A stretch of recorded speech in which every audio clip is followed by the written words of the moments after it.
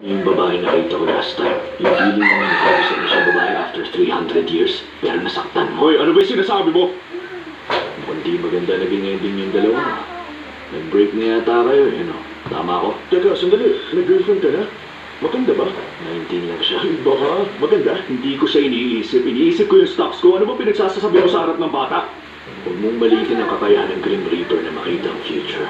Ikaw nga itong may iniisip na babae. Bakit? Ano? Oh, sayang, break na kayo. Pero kung totoong nasaktan mo nga siya, mag-sorry ka sa kanya. Bakit hindi mo magawa yun? At bakit ka nagbumukmuk? Patrick, nasasabi mo lang yan dahil bata ka pa. Tumahimik ka na. Tahimik nga lang ako. Makalis na nga. Pagpasensyahan mo na lang siya.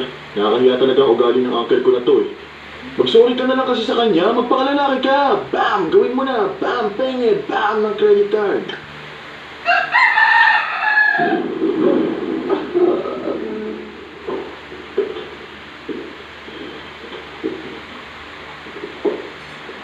Saan lakad mo? Sa market, ikaw.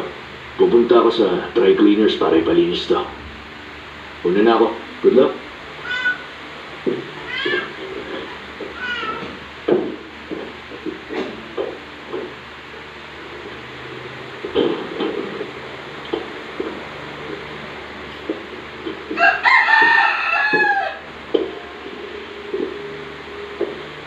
Wala ako sa market ka. Market ba to? Hindi rin naman dry cleaners tong pinuntahan mo. Kaya mo ba ako sinundan? At wala siya dito. Wala siya. Pinatay mo na siya. Grabe ka naman makabintang sa akin. Ang bastos mong goblin. Mas bastos ka sa akin dahil pumasok ka sa loob ng nakasapatos, Grim Reaper. Nasaan na siya? Pinatay mo ba siya? Sinabi mo ba sa kanya na lumipat siya? Sasabihin pa lang pero nakalipat na siya eh. Akala mo ba hindi ko siya mahahanap? 10 years mo siyang hindi nahanap.